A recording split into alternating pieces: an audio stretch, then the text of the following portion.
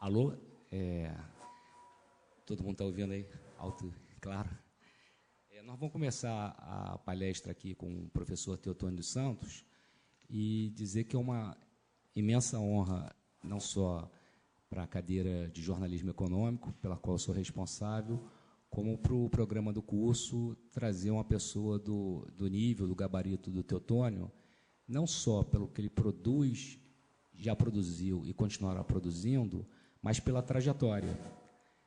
Que o Brasil, infelizmente, ele é muito marcado por pessoas que tiveram momentos de extremo brilhantismo no passado, tiveram momentos de extrema doação e alinhamento na defesa de um projeto para o Brasil, e, em algum momento das suas trajetórias, migraram exatamente para posições não só diferentes dessa, como antagônicas.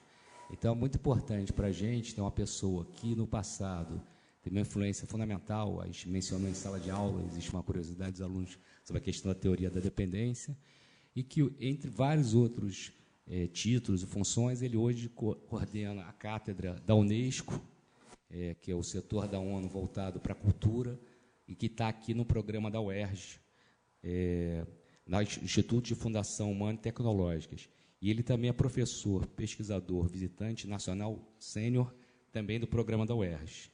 E, em breve, estará nos brindando com um livro dele, que deve ser lançado em breve pela editora da UERJ, que é Desenvolvimento e Civilização.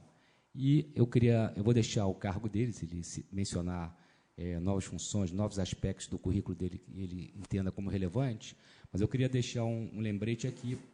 Essa palestra está aberta a alunos que não são do jornalismo econômico, mas os alunos do jornalismo econômico terão uma função especial. Aqueles que são jornalistas vão fazer uma matéria sobre a palestra, incluindo as perguntas, e os que são alunos meus, mas não são jornalistas, vão fazer um fichamento, um resumo da palestra, que vai ser entregue no dia 19, na medida que dia 12 será feriado. Tá? E aí é indispensável para esse trabalho ser apresentado que as pessoas estejam aqui presentes, porque não vai ter uma palestra por osmose. Tá bom? Então, vou passar a palavra para o professor Teotônio, para ele falar aqui. Ele vai orientar o debate dele pelo aquele texto que a gente botou na pasta, que é Teoria Econômica e Políticas Econômicas, que está na pasta do curso 211C. Tá bom, professor?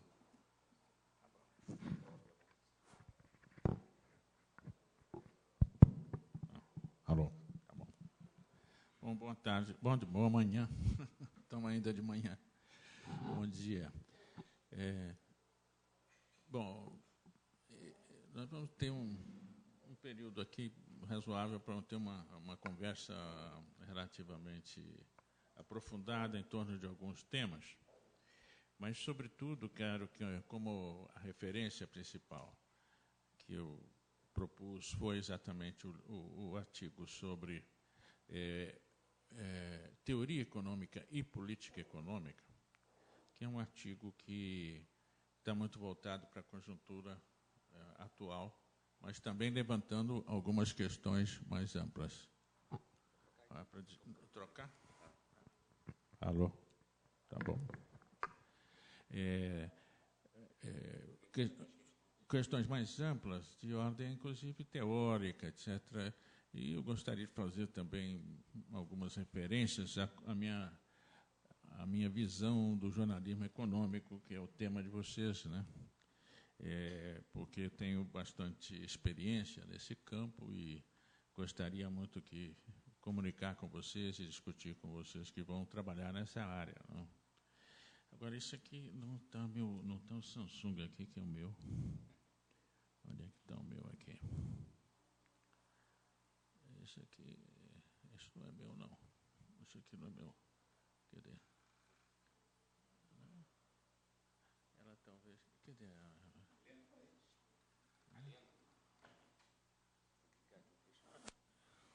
Fechar. Essa é a política de privatizações. Oi. Eu queria pegar o meu arquivo, que é Samsung. Não sei se... Não estou vendo aqui.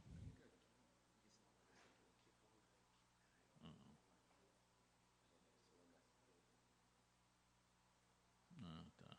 O último, esse último aqui, né? Esse aqui. Acho que é esse aqui. É esse.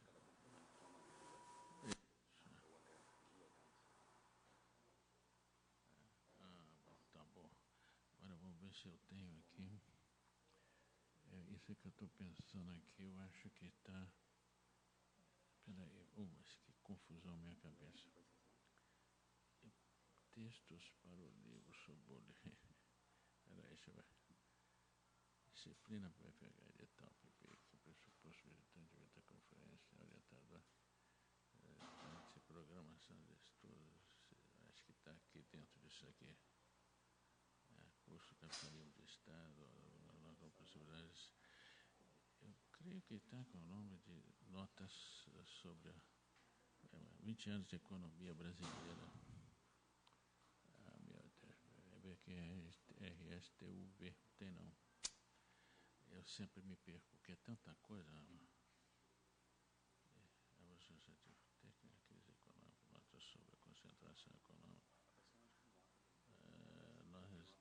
Notas sobre a concentração econômica, mas isso é um aspecto mais específico, né? Apresentação do curso Ken China, contatos orientados ao... Que absurdo. Sempre para vocês aprenderem. Quando tem coisa demais é difícil encontrar, então tem que ser muito bem classificado tudo. Senão na hora H você não pega, né? Pode usar a ferramenta de pesquisa lá em cima, bota o nome do artigo. Isso, vamos botar aqui. 20 anos de economia brasileira, quer dizer. Aqui, né?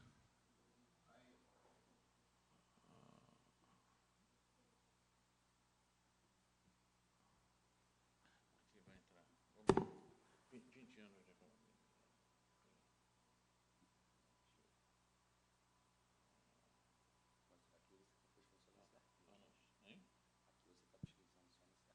Só nesse arquivo? Mas é capaz de estar por aqui. Não, deve estar por aqui, sim. Nenhum item. Talvez voltar aqui. É aqui.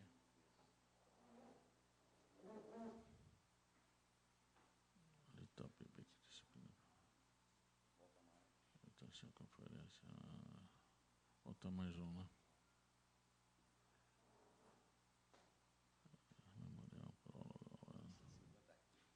Não, é incrível, é muita coisa. Fontes do... Esse aqui é o problema, tem ordem alfabética, mais um método. CEPAL, China, contrato, cara. Que absurdo. Aqui.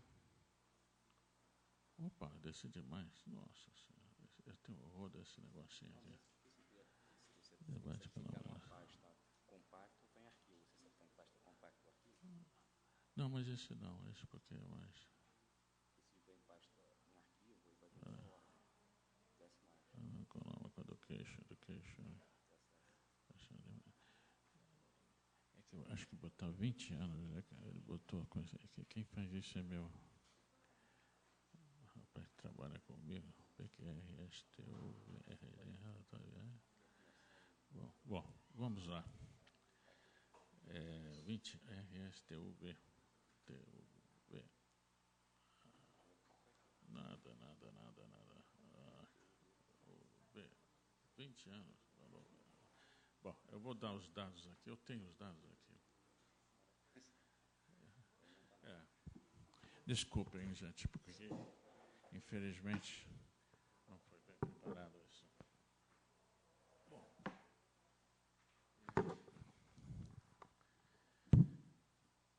Bom, a primeira, o tema, que é exatamente o tema do artigo, né, que eu queria abordar com vocês, é uma demonstração de que, na conjuntura atual do Brasil, nós estamos vivendo uma situação criada muito em torno de situação política, é verdade, mas criado em torno também de uma forte manipulação de imprensa.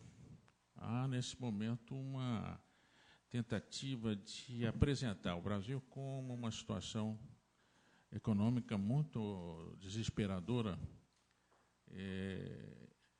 quando, na verdade, a situação econômica brasileira não é uma situação excelente nesse momento, mas também não é uma situação tão desesperada como se está procurando criar no país a ideia.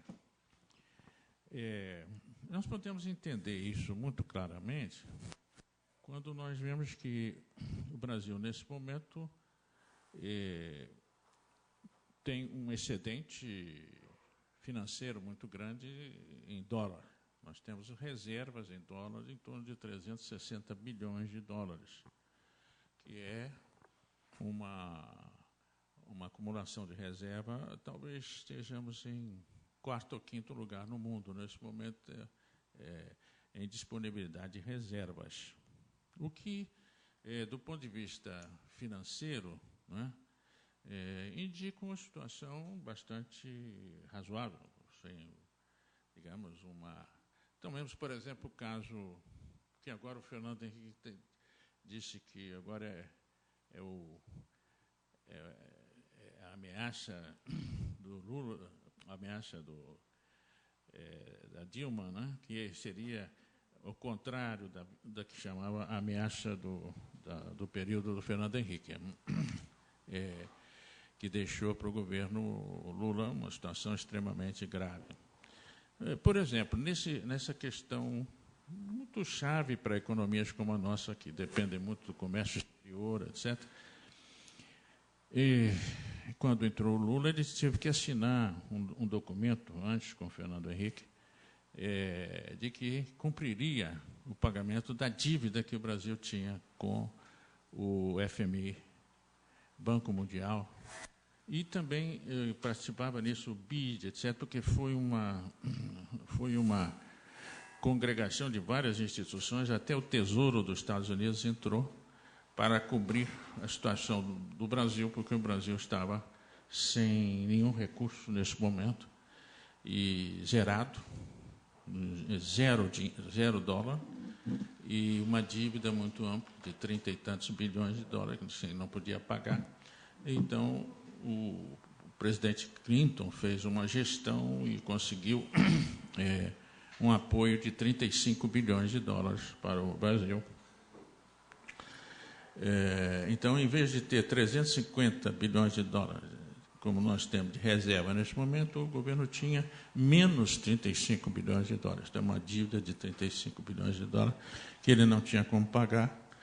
E o FMI fez um acordo, então, de dar mais 3 anos para o Brasil para poder conseguir recursos para cobrir essa dívida. Mas a situação era bastante grave nesse sentido, porque não havia, naquele momento, superávit comercial ou alguma outra fonte de dólar que o Brasil pudesse ter para poder pagar os 35 bilhões. Então, se conseguiu que os vários candidatos a presidente da República assinassem um acordo com o atual presidente e com o FMI, garantindo que ia pagar reconhecer essa dívida para pagá-la, né? Então, somente um dos candidatos, que foi o Garotinho, não assinou, os outros todos assinaram. O que mostra, quer dizer, Quando o Fernando Henrique agora quer fazer uma comparação entre a situação atual e a anterior, dizendo que a crise atual é tão grave ou maior que a anterior, pelo menos no plano, digamos assim, financeiro, não podemos fazer essa comparação, senão despectivamente para o governo do Fernando. Deixou o país com uma dívida de 35 bilhões de dólares, sem nenhum meio de pagar, nenhuma possibilidade de pagar.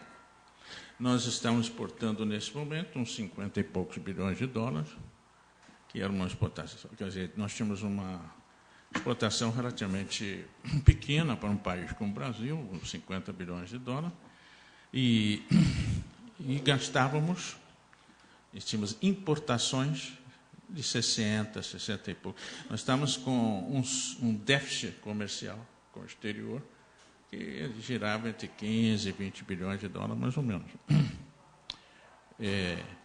Também, por esse lado, tínhamos uma situação realmente muito grave, porque estávamos numa situação de déficit comercial, não tínhamos recursos em dólar e, ademais, tínhamos dívida. Então, não tínhamos como pagar a dívida, porque para pagar a dívida nós tínhamos que ter alguma fonte de dólar. Falava-se na época de que essa fonte havia havido algum acordo, etc., que seria a Petrobras. A privatização da Petrobras permitiria uma entrada de dólar, etc., porque se usaria para pagar essa dívida. Mas não houve nenhuma comprovação disso. Foi negado que havia esse acordo, etc. E na assinatura que foi feita, não se incluiu nenhum acordo desse tipo. Não se incluiu nenhum acordo desse tipo. Então, tudo bem. E, economicamente, portanto, por aí não se pode dizer que haja uma crise grave. O México, por exemplo, neste momento, que é considerado um país que estaria atraindo capitais do exterior, etc., né? O México, nesse momento, ele está com um pouco de reserva, uns 50 bilhões, mas não tem superávit fiscal nesse momento. O México tinha tido um caso tão grave como o brasileiro, no princípio, nos anos 90, e tinha feito, outra vez, houve iniciativas para facilitar o pagamento, etc., se chegou a um acordo com um empréstimo norte-americano e mais outro, basicamente o norte-americano e mais o Banco Mundial e outros, mas fundamentalmente os Estados Unidos, emprestou o governo mexicano para cobrir as dívidas que ele tinha com a FMI, com o Banco Mundial, etc. Agora, é interessante ver, nesse caso, o governo mexicano deu como, digamos, garantia do pagamento a exportação de petróleo do México para os Estados Unidos. Então, o governo dos Estados Unidos recebia o resultado da exportação, ficava com o governo dos Estados Unidos, ele abatia o que ele achava que devia ir para pagar a dívida, e o que sobrasse, então, ele entregava para o governo do México. Esse foi o esquema que se armou na década de 90 no México. No caso nosso, a situação foi até bastante, digamos, pouco comum, né? De boa vontade, digamos assim, né? De poder assinar um acordo sem ter uma fonte para pagar. Normalmente os bancos não costumam fazer isso, mas como é uma coisa política, né? Então não houve isso. A situação atual, então, nós vemos completamente diferente. Não tem por que vir com essa questão querendo apresentar como uma situação muito mais grave do que a que teria havido em 2002. Então, onde é que está o problema? Outra coisa, estaremos com uma situação financeira e orçamentária extremamente grave. Qual é a situação orçamentária do Brasil? Pelo menos até o final do ano passado. Esse ano as coisas estão complicando realmente. Até o final do ano passado, nós tínhamos superávit fiscal. Esse superávit foi mantido durante cerca de 20 anos, mais ou menos. Há mais de 20 anos o Brasil tem superávit fiscal. Superávit fiscal, isto é, o governo brasileiro gasta menos do que recebe. Sobra uma quantia que há metas em torno dela. Por quê? Porque a justificativa para ter um superávit fiscal é pagar os juros da dívida emitidos pelo bônus do governo brasileiro de dívida. Esses juros, esses bônus são emitidos pelo Banco Central. São emitidos com taxa de juros decididas pelo próprio banco. Não são taxas de juros de mercado. São as taxas de juros que o banco emite e paga. Rigorosamente. Rigorosamente. Nós vivemos sob uma lei que foi dos anos 90, meados dos anos 90, se constitui uma lei que responsabilidade fiscal. Essa lei impõe o pagamento de qualquer dívida financeira, empréstimo, em primeiro lugar, acima de qualquer outra dívida que o Estado tenha. Então, usando este argumento... Educação, saúde, sobrevivência das pessoas, em primeiro lugar, o principal, que é considerado isso uma grande conquista, não sei de quem, qualquer um que pensar bem vai descobrir quem é que ganhou com essa conquista. É quem vive de emprestar para os outros, né? Isto é, o sistema financeiro. Não é? Isto é, os bancos. Não é? Então, veja bem, nós fizemos, durante mais de 20 anos, superávit fiscal para pagar juros, que foram, durante um longo período, e ainda são muito próximos, os juros mais altos do mundo. Os juros mais altos do mundo. O que pode explicar que um país tenha que pagar os juros mais altos do mundo pelos títulos que ele emite? Ele tinha que ter uma situação, vamos dizer assim, de uma dívida. Ele estava fazendo gastos tremendos que não tem como consumir, como pagar. Por exemplo, os Estados Unidos, nesse momento, tem uma dívida de 17 trilhões de dólares, que é igual ao PIB dos Estados Unidos. O Produto Interno Bruto é o que os Estados Unidos produz num ano, ele deve. Se ele fosse pagar tudo o que ele deve, ele tinha que parar de comer, de beber, de prestar serviço, de tudo, durante um ano, trabalhar, fazer, então, e passar isso, então, para o pagamento de dívida. Mas essa dívida é uma dívida que tem um certo fundamento. Vejam bem, o governo norte-americano tem apoiou uma série de compras de casas para residências, sobretudo, como uma forma de facilitar, digamos, as condições de vida da população, etc. E essas compras provocaram um aumento enorme das casas de residência, tanto o valor delas para comprar como para aluguel, etc. Esse valor tão colossal, ele foi sendo objeto de especulação. Você comprava por 20 milhões, vamos dizer, 20 milhões uma casa, mas como havia essa pressão de que havia tanto empréstimo para comprar casa, porque facilidades que o governo tinha dado para os bancos emprestarem, então você sabia que essa casa ia valer 30, 40 milhões. Aí, quando era um ano a casa já está valendo 25, 30, 40 milhões, então o que você faz? Então, você compra, vende a sua casa, e fica com 20 bilhões, você ganha 20 bilhões nessa brincadeira. Apesar que você não pagou, você está pagando ainda. Então, com isso, você cobre o que você está pagando, mas você compra uma outra casa ou aplica em outra qualquer atividade. Isso criou uma acumulação colossal, que, junto com outros problemas também de política especulativa dos bancos norte-americanos, aí por 2007, 2008, nós tivemos a quebra de vários bancos, né, e de todo um sistema que operava no país, e isso pôde causar, e deveria ter causado, vamos dizer assim, se o Estado não interviesse, né, causaria a quebra de quase todo o sistema bancário dos Estados Unidos. Todo, porque envolvia todos os grandes bancos norte-americanos. Seria uma quebra geral, muito violenta.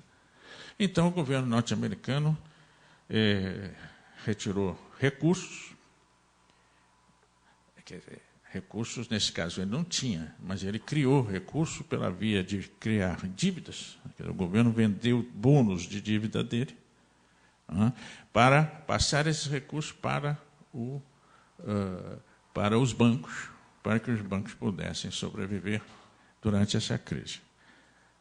Esse é um exemplo, digamos, você está diante de um fato material, concreto, está quebrando todo mundo, etc. Então, você precisa de recursos para salvar. Então, o Estado assume uma dívida que não era dele, não é nesse caso, não era dele. É bastante discutível que o Estado tenha assumido essa dívida, tão violenta e tão espetacular, mas tudo bem. Mas ele está assumindo uma dívida que existe, operando no mercado. Claro, de forma especulativa, mas existe. Então, você tem uma situação que gerou uma dívida colossal. Os Estados Unidos, nesse momento, ele estava, nessa época, com 6, 7 trilhões de dólares de dívida, nesse momento está com 16, 17 trilhões. Então, foi repassado para o setor financeiro uma quantidade de recursos colossais. Metade do PIB dos Estados Unidos foi repassado em dívidas. E isso, então, se converte em dívida do governo americano. Nesse momento, os Estados Unidos têm uma dívida de 17 trilhões, com uma situação de grande dificuldade, digamos, para resolver esse assunto muito complexo. Voltemos para o caso brasileiro. Se nós tivemos, durante 20 anos, superávit fiscal, nós tivemos mais dinheiro do que devíamos. O Estado não tinha nenhuma dívida que tinha que pagar. Então, por que o Estado emitiu dívida? É uma coisa muito interessante para vocês. Se tem gente que estuda especificamente economia aqui, seria interessante ver como é que resolve esse problema. Você tem mais dinheiro do que precisa. É muito usado pelos neoliberais essa ideia. Para entender economia, qualquer dona de casa pode entender. Se a senhora tem mais dinheiro, tem menos dinheiro do que a senhora gasta, a senhora recebe menos dinheiro do que gasta, a senhora vai ter que pedir dinheiro emprestado e isso vai ser um problema para a senhora, etc. Então, o Estado é a mesma coisa. Mentira, não é a mesma coisa, é completamente diferente. Mas, então, vamos dizer que é a mesma coisa. É a mesma coisa. Então, ele pede... Não? Se o Estado tiver menos dinheiro arrecadado do que ele gasta, então ele tem que pedir dinheiro emprestado, vamos dizer assim. E como ele tem esse instrumento de lançar sua própria dívida com uma margem bastante boa, então, muito bem, então ele tem que pagar esse custo, né, de criar uma dívida. Agora, se o Estado gasta menos do que ele recebe, qual é a justificativa para ter uma dívida? Não sei, vamos ver aqui, entre nós aqui um pouco de exercício de pensamento econômico.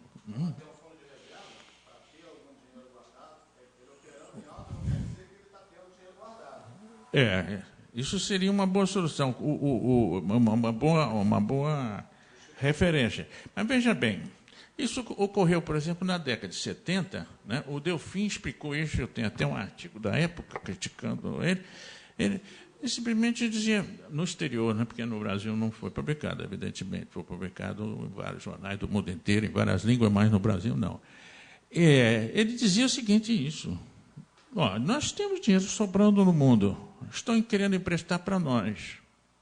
Então, e os juros estão baratos.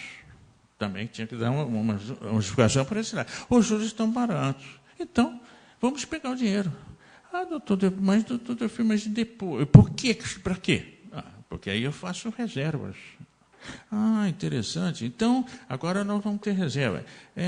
E o senhor, então, não precisa, a gente não precisa mais dinheiro. Não, agora que nós temos reserva, nós estamos com força para pedir mais dinheiro. E aí, então, nós conseguimos mais dinheiro. Se rola, ainda mais, exato. E aí, abaixo os juros, pelo menos havia um pouco de justificação, porque os juros, realmente, nesse momento, estava 4%, que era razoável, porque havia excesso de dinheiro que vinha do setor petroleiro, que houve um aumento do preço do petróleo muito grande, então sobrou dinheiro nos países petroleiros, e eles começaram, então, a emprestar para o resto do mundo, usando os bancos americanos, sobretudo, como intermediário. Agora, veja, bem, tem uma certa justificativa. É ridículo, mas tem. Né? Pode discutir se vale a pena fazer uma coisa dessa, mas, em todo caso, o resultado nós vimos depois. No final da década de 70, o aumento da taxa de juros colossal no mundo, porque já tinham posto o dinheiro todo, e aí entra com um aumento colossal de juros, e aí nós entramos, então, num endividamento, superendividamento colossal, que vai nos manter durante toda a década de 80 sob pressão do mundo, não é, financeiro sobre nós. E nós não tínhamos dinheiro para pagar. E aí é outra coisa muito interessante para a gente. Nós pagávamos sempre com uma nova dívida. Então, sobretudo os bancos dos Estados Unidos, nos emprestavam dinheiro para pagar os juros. É muito interessante, porque, por exemplo, nós devia ter nessa época uns 70, 100 bilhões, vamos dizer 100 bilhões de dólares de dívida, mais ou menos. Depois de todo esse esforço tão grande de mostrar que nós éramos capazes de nos endividar. Pois bem, a taxa de juros você pagava 4%, vamos dizer que é 100, 4%, 4 bilhões. É razoável. Não é? Mas, como a ideia é ir acumulando, não é? Aí se foi pedindo mais dinheiro emprestado, etc. Bom, tudo bem. Mas aí, quando sobe as taxas de juros, você tem que...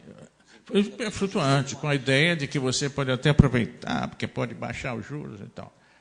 Pois bem, sobe o juros principal, que é o dos Estados Unidos, e que atrai todo o resto dos juros. Bom, então, e agora eu tenho que pagar 12%, 15% de juros sobre os 100 milhões. Agora eu tenho que pagar 15 milhões. Mal tinha dinheiro para pagar 4, agora eu vou pagar 15. Não se preocupe. Nós te emprestamos 15 e você paga os 15 para nós. Isto é, eu finjo que te dei dinheiro, você finge que me pagou e, portanto, está tudo bem. Agora só tem um defeito, agora você vai ficar me devendo mais 15. Não, vai subindo, vai subindo. Então, os juros chegaram a 20, a 18, todo por aí. Né? Então, mas mesmo assim, tem uma certa lógica isso. É uma lógica absurda. É uma lógica colonizada, é uma lógica submetida a interesses coloniais e corrupta, evidentemente, porque nenhuma operação dessa é feita sem os devidos, como é que está chamando, propinas, né? Que está as devidas propinas, que são comissões, exatamente, são comissões cobradas por firmas, etc. E tal, coisas muito legais, né? Tudo legalzinho direito, né? E aí tem gente, muita gente. Bom, cá entre nós, isso aqui é off record, né?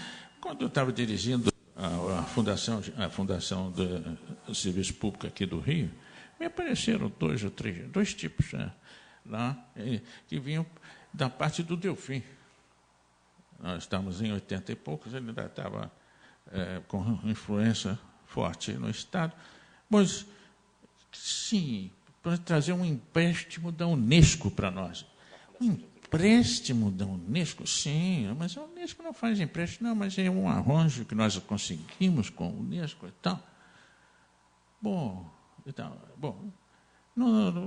melhor para o senhor, não vai ser problema nenhum. O senhor pega isso, depois você vai pagar muito depois, não se preocupe e tal. Bom, mas não me preocupo e tal. Mas a única coisa que você vai pagar agora é a nossa comissão. 10%. 10%? Mas se eu pagar um juro de 2%, 3%, eu vou pagar às vezes 4, 5 vezes mais? O que é isso? 3 vezes mais? Evidentemente, dispensei, se virem por aí, porque por aqui não. Mas estou duvidando muito desse dinheiro, que no final não ia aparecer dinheiro nenhum. Essa é a história. Tá? Agora, é isso. São comissões. Essas comissões não eram legais, não. Essa aí, 10% de comissão por uma dívida.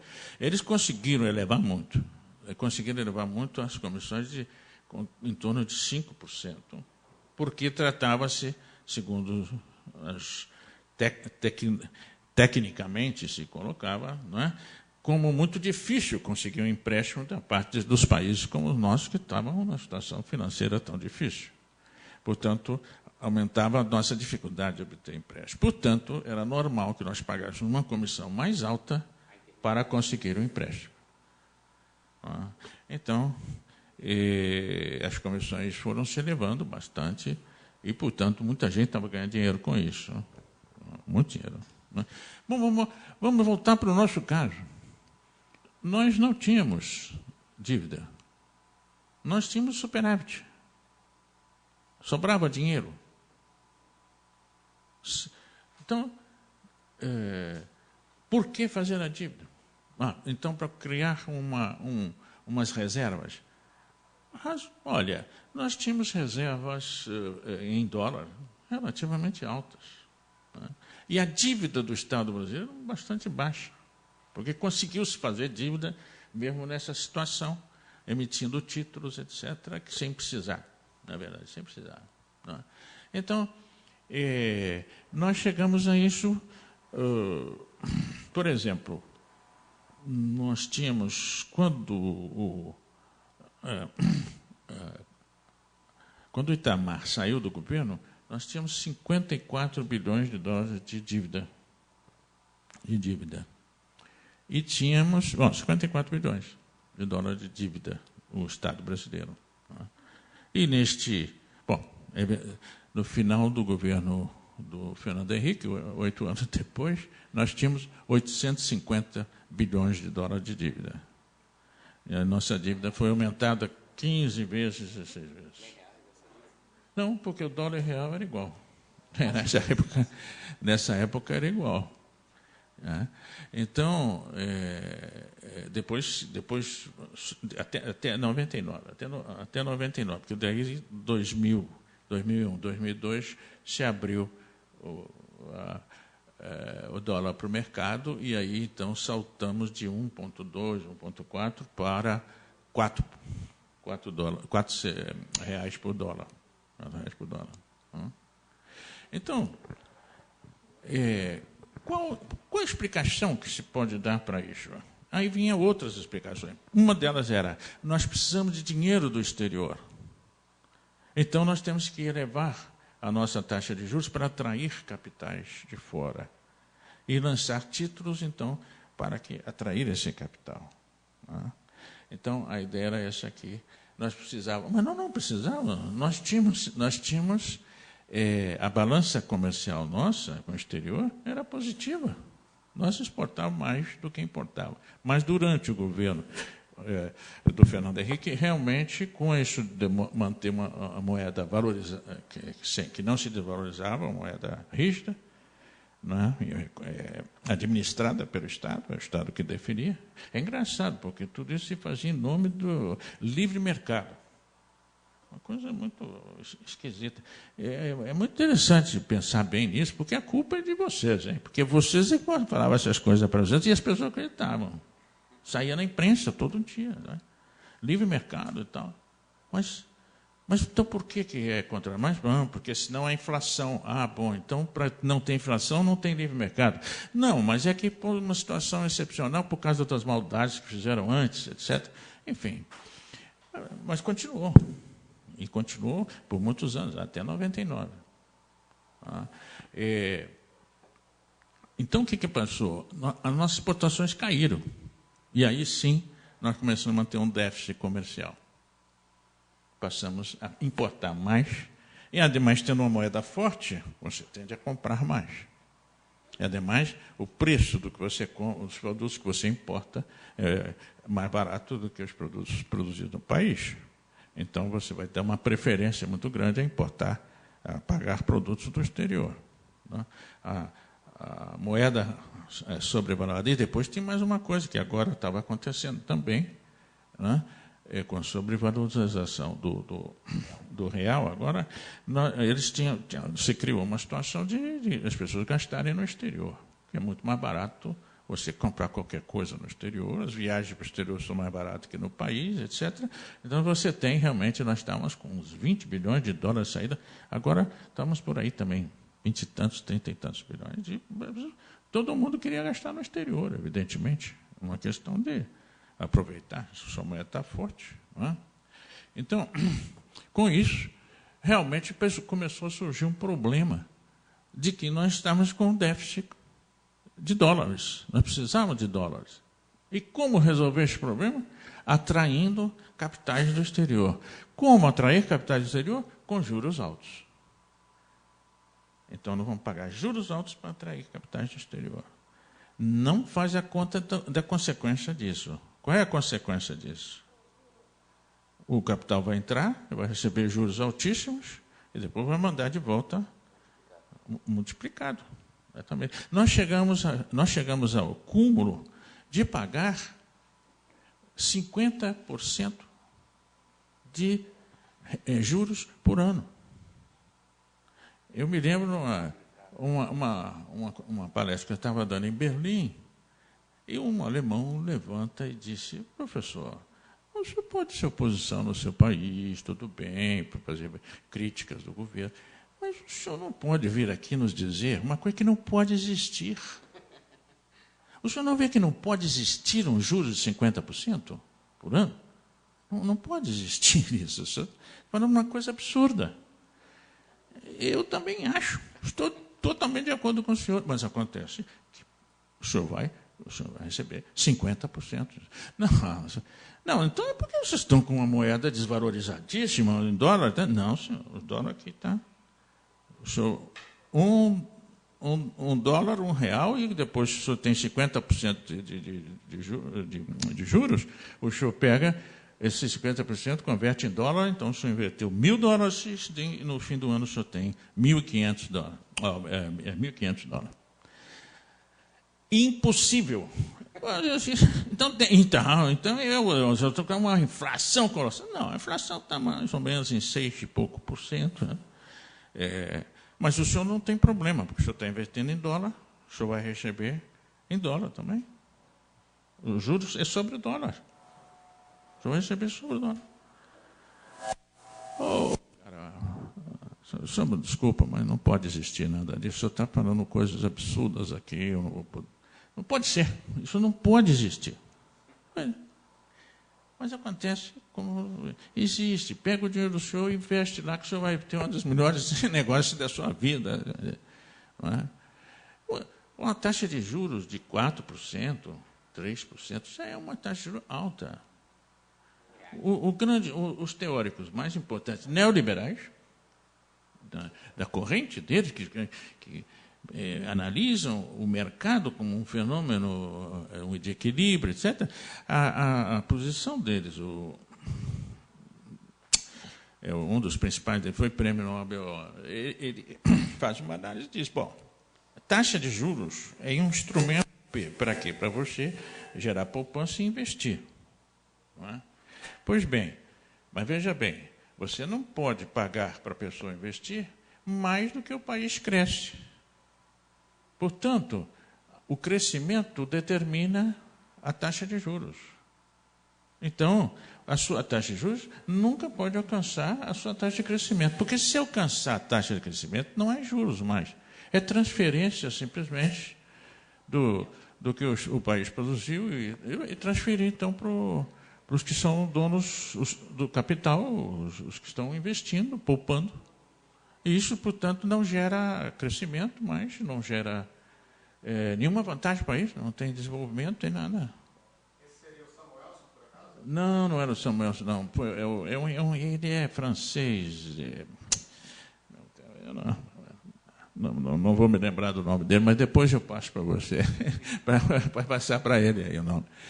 Ele é o principal especialista, ele tem um livro sobre taxa de juros, sobre o comportamento do setor financeiro, muito neoliberal, muito em função de um mercado, um suposto mercado financeiro. Porque é evidente que mercado aqui não tem nada a ver com a situação. Um governo que decide pagar 48%, 50% de juros para pedir dinheiro emprestado, sem ter dívida, não tem nada a ver com nenhuma teoria. Não tem nenhuma teoria no mundo que pode explicar isso. Agora, nos últimos tempos, nós estamos tendo muito investimento, porque como caiu a taxa dos juros dos Estados Unidos caiu para zero, os títulos norte-americanos têm zero juros, né? Os europeus caíram de uns 3,4 para uns 2 e pouco, 1 e pouco.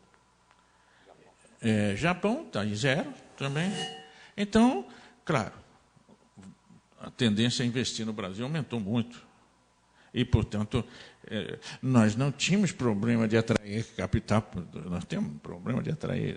Veja bem, se o juro dos Estados Unidos é 0%, por mais que os Estados Unidos seja uma economia confiável, o que cá entre nós não é mais, então, bom, vamos cobrar o dobro, vamos pagar o dobro. O dobro de zero está difícil, mas digamos 1%. Já seria uma atração grande. 2%, nós tínhamos baixado. A Dilma tinha conseguido baixar para 6,5% a taxa de juros. Ela pegou 18%, conseguiu baixar para 6,5%. Tudo indicava, portanto, uma situação que ia permitir o crescimento. E, de fato, nós estávamos crescendo 7% ao ano, até 2011, 2012. 7% ao ano. Então, depois eu tinha os dados exatos aqui, agora estou falando de cabeça, mas é por aí. Depois a gente pode... Esse, aliás, é um bom texto, 20 anos de economia brasileira, de 95 a 2014, porque está muito bem apresentado o material, os dados, né? Muito bem feito. É do Centro de Altos Estudos, Brasil, século XXI. Está muito bem feita essa síntese aqui, pode ajudar muito para quem está trabalhando sobre os dados mais ao dia.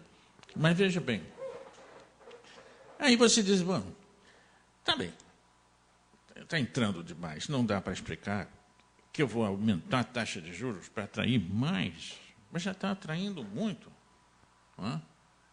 Pois bem, não, mas olha aqui, a inflação está em torno de 6%, 4 e pouco, na verdade, 5%, e ela vai estourar. Portanto, nós temos que aumentar a taxa de juros para deter a inflação. Porque é uma teoria, isso sim é uma teoria deles. A inflação vem do excesso de demanda, e você tem que baixar esse excesso de demanda e atrair as pessoas para investir em poupança, certo? Em vez de comprar, em vez de demandar. Entende? Então, isso vai provocar uma queda de demanda e, portanto, a inflação vai baixar. A teoria é mais ou menos essa, basicamente.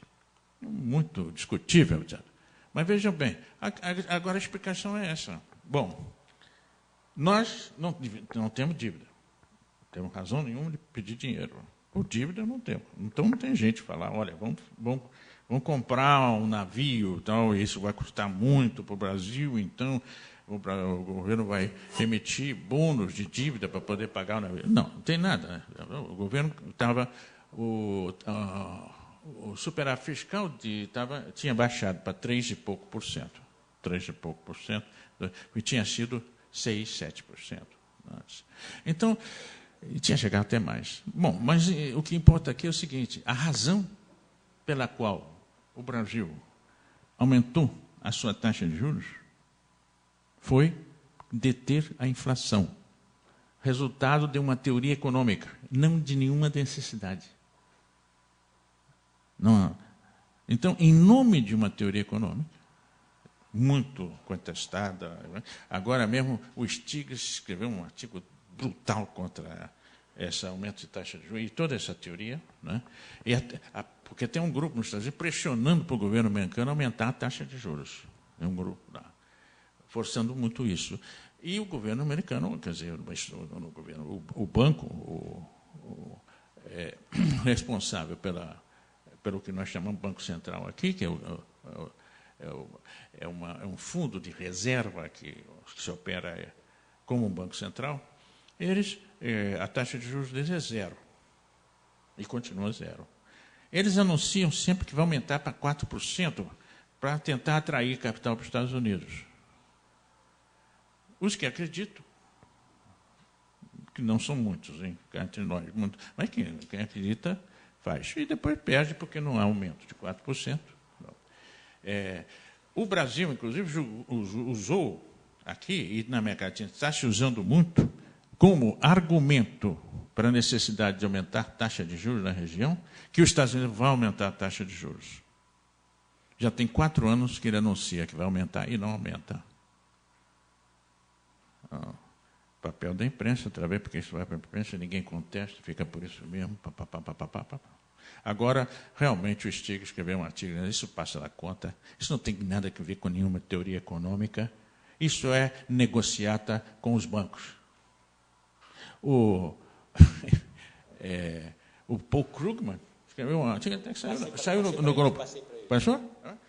Olha, isso aí só se explica porque depois os senhores que manejam a taxa de juros são os que vão depois para os bancos, que vão receber... Os seus empregos vão ser de trabalhar nesses bancos. Isto é, corrupção bastante clara. Então, Paul Krugman, né? Prêmio Nobel, foi muito... Os seus livros foram muito usados. Ele é um keynesiano, pós-keynesiano um pouco, mas a formação dele é neoclássica, típica, etc. E tal. Mas vamos, senhores, não vamos ficar inventando coisas aqui. Economicamente não tem nenhuma justificativa para isso. Então, nós estamos pagando juros furados. Quer dizer, juros que não existem, quer dizer, por nada. Isto é, por uma teoria furada. Na prática, isso seria uma transferência de fundo do setor privado para o público? É o público que alimenta o privado. Do público para o privado. Não é porque o país arrecada. Então, qual é a solução para o problema aqui?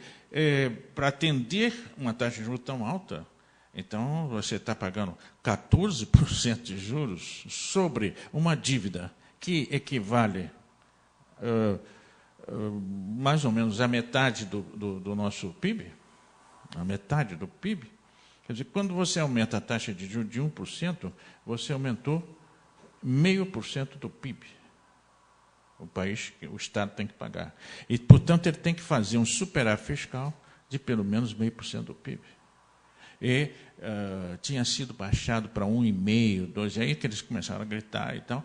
E, bom, entrando na grita toda a situação política, a pressão enorme, traz um banqueiro, um funcionário do banco principal, banco privado do país, que é o Bradesco, para fazer, digamos, o acordo político para que parem de ameaçar, derrubar o governo e todas essas coisas. Né? Que se conseguiu, de certa forma. Pois bem, tem que cortar. Qual é a maneira de fazer? Cortar. Você não pode crescer, pelo contrário, você está cortando toda a tese, que você tem que diminuir a demanda. Não é? E, então, o resultado como nós estamos vendo, o resultado é a depressão, recessão e tendência, inclusive, à depressão. E se nós olharmos os fatos, inclusive, nós estamos com 6,5% de juros, né? E uma inflação em torno de próxima de 6%. Aí 6 mil? Não, quando começamos. Nós tínhamos baixado para 6,5% em 2012, 11, 12. Aí subiu, começou a subir 1%, né? 2%. Aí, de repente, nós já estamos com mais do dobro, 14,500, né? 14,25% de taxa de juros que nós temos que pagar. Sem precisar de pedir emprestado, mas nós pedimos. E nós temos os bônus aí na praça. E nós temos uma legislação que diz que a obrigação tem 2 processos agora, porque o governador do Estado, não me lembro bem, recusou-se a pagar, porque tinha dívidas com educação, etc. Até pagou as dívidas de educação, pronto. Em vez de uma dívida com o banco, agora está sendo processado, vai ser preso, etc., porque tem que pagar o banco. Acima, quem deixa de pagar banco está arriscado a ser preso, porque a lei é muito clara nesse sentido. É considerado uma grande lei que realmente coloca o Brasil entre os povos mais sérios do mundo, porque quando assume uma dívida, paga. Agora, quando assume um povo, não paga. Um povo que se aguente. Produzir uma escola, e daí? A alimentação, e daí? Sobrevivência, e daí? Saúde, e daí? Emprego, então, e daí? Então, esse a gente joga com ele assim muito. Né? O senhor poderia comentar um pouco sobre esse problema com a inflação? Por que essa taxa de juros tão alta não baixou o consumo? As pessoas continuam consumindo tanto, mesmo com essa taxa de juros? Olha, o problema é que a teoria é furada. Não, você não combate juros, você não combate inflação com juros altos. Os juros altos provocam recessão. Aí, quando vem a recessão diminui a demanda. E aí, então, os preços tendem a cair. Mas cuidado, porque com a taxa de juros tão alta, eles não querem discutir essas coisas que são elementar. Taxa, veja bem, inflação é preço. Preço, o que forma o preço? Os gastos fundamentais de um capital constante, né? Salário, não é? Mas juros é parte do custo. Você vai investir 100 mil dólares, né? E se você puser no banco, você vai receber 1.400, 14 mil, no fim do ano, já estamos com 14%, mais de 14 mil por ano, 15 mil por ano. Então você vai usar seu dinheiro para investir, pagar, criar uma série, arriscar-se a não vender, etc. Quando você, sem risco, sem nada, tem essa quantia, se você usa o seu dinheiro não para montar uma empresa, mas sim para emprestar, evidentemente você vai, então, para poder trabalhar com essa ideia, você vai incorporar o custo financeiro no custo do produto. E se o custo financeiro está elevando tão drasticamente como uma taxa de juros essa, evidentemente você está numa situação de eu ter que aumentar os preços para poder manter o seu lucro. Isso é inevitável. Então, é isso. Outra coisa que é importante por exemplo, qual o efeito da taxa de juros no preço da passagem do metrô? É contrato. Então, tem coisas que não estão totalmente distantes do alcance da taxa de juros, inclusive pela queda do consumo. Se menos gente andar de metrô, o metrô não vai baixar o preço. Mas o transporte coletivo, o transporte em geral, acho que isso já é uma coisa que a pessoa tem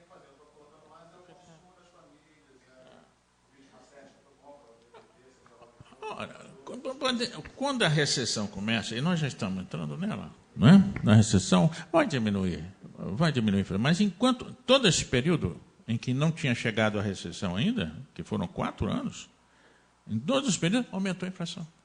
A taxa de inflação está em 8,5%. Saiu de 6, mais ou menos, já está em 8 e pico, ou 9%, já tem gente calculando até 10% esse ano. Ainda tem as tarifas e tudo isso. Então, é uma entrega de uma nação a uma teoria econômica falsa, né? Mas essa teoria econômica ela tem, inclusive, um componente básico tremendamente terrível, né? O problema do Brasil, segundo ela, é o excesso de demanda. O povo brasileiro quer consumir demais. 40%, 60% está menos da capacidade de sobrevivência com que consome. Mas está consumindo demais. Né?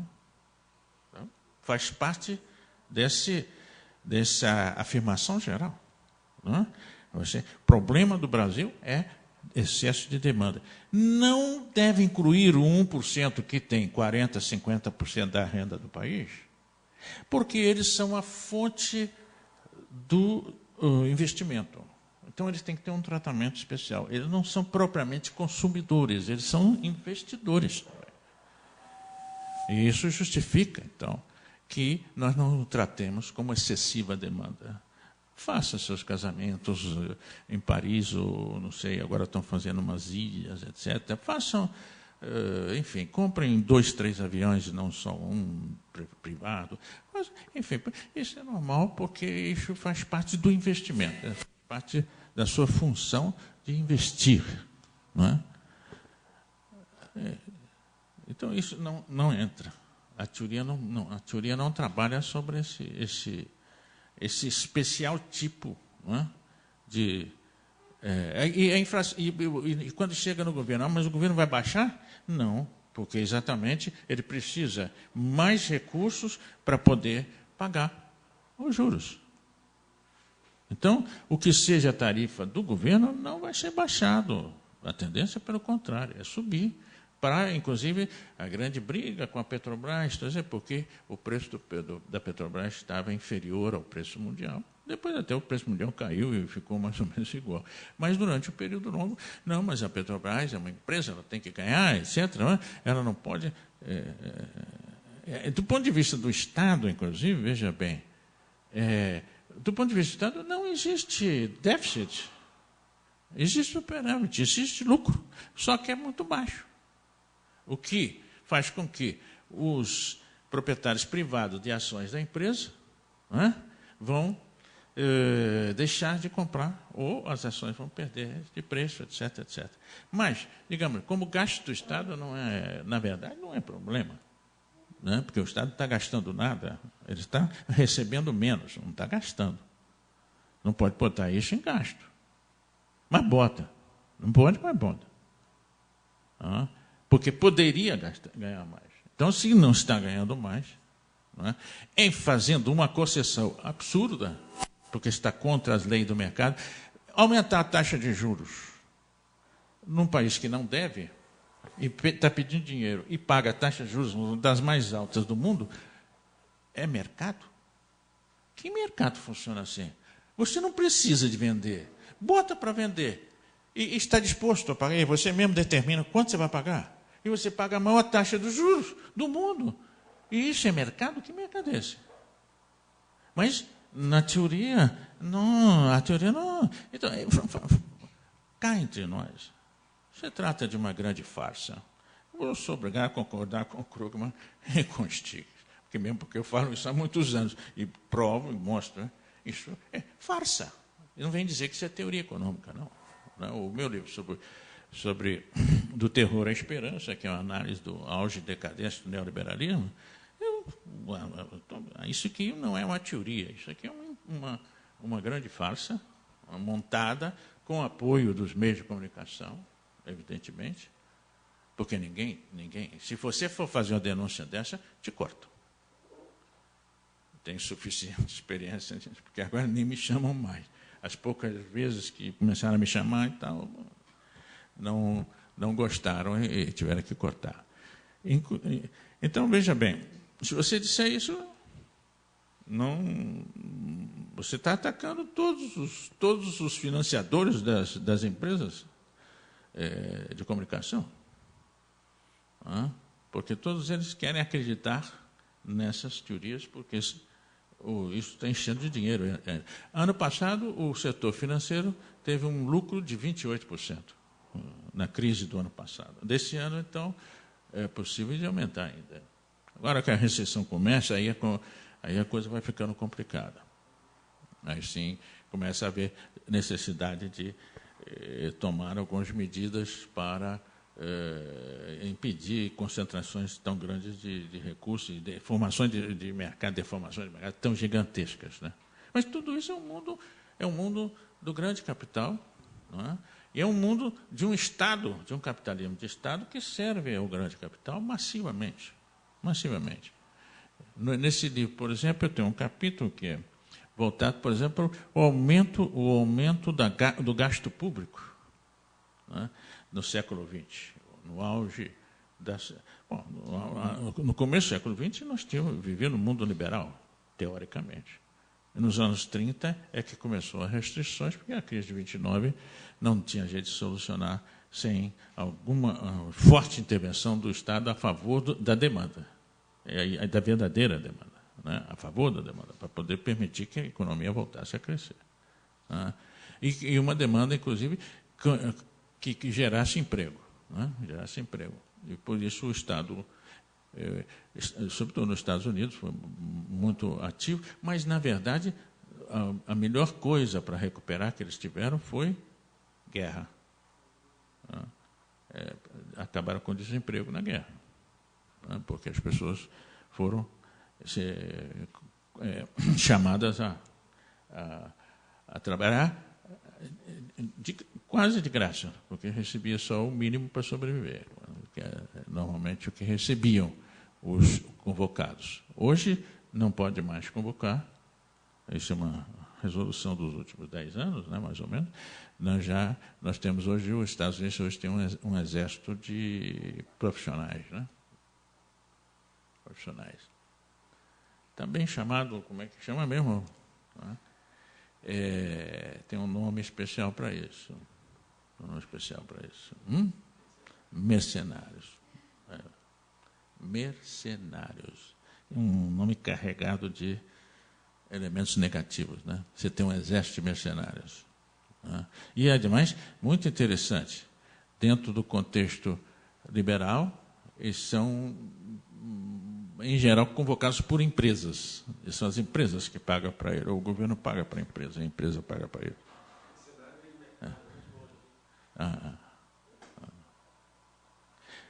Então, por aí que, vamos dizer, para nós podermos analisar a crise, então, nós temos que remontar. É uma quantidade de informação falsa, não é? Uma quantidade de deturpação, de estabelecimento de relações absurdas, etc., que realmente nós estamos diante de um problema de comunicação gravíssimo. Como é que você cria um instrumental que te permita apresentar os dados reais, né, e fazer as relações reais? Né?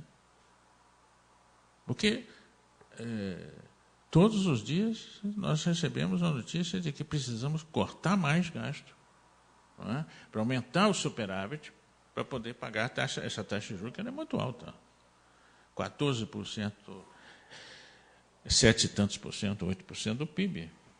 8% do PIB. Quando um país consegue 4% do PIB de poupança para investimento, ou 5%, é uma coisa fantástica. Não é? Agora, jogar 8% fora, os nazistas, quanto que a Alemanha pagava pelos famosos, como chama, pagamento das destruições causadas na Primeira Guerra? Então, era cerca de 2% do PIB.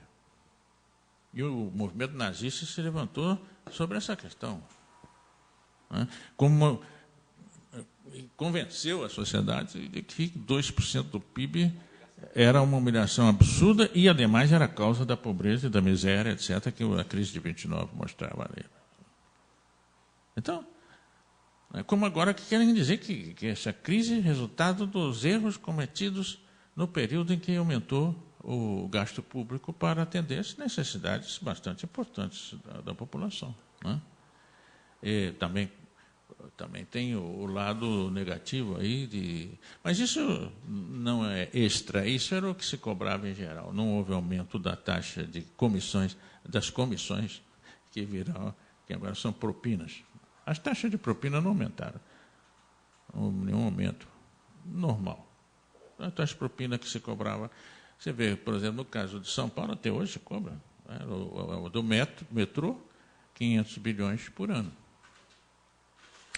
500 bilhões não, 500 mil dólares por ano é o que as 5 empresas que estão fazendo o metrô pagam.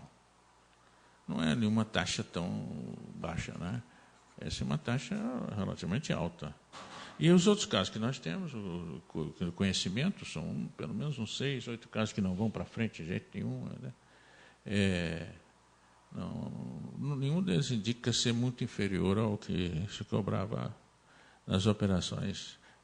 Agora, o que está havendo aqui, está havendo realmente uma ação da polícia muito livre, né? Como ela nunca teve.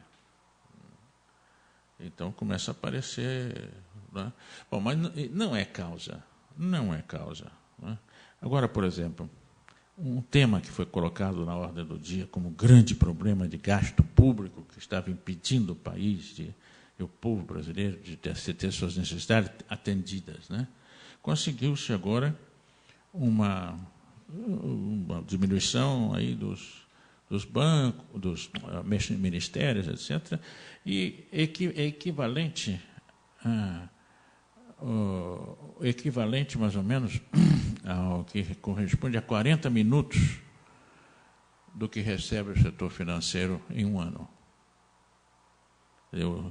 O setor financeiro recebe uma quantia colossal, em 40 minutos ele consegue a dívida ele gasta o que foi retirado do gasto público ao diminuir esses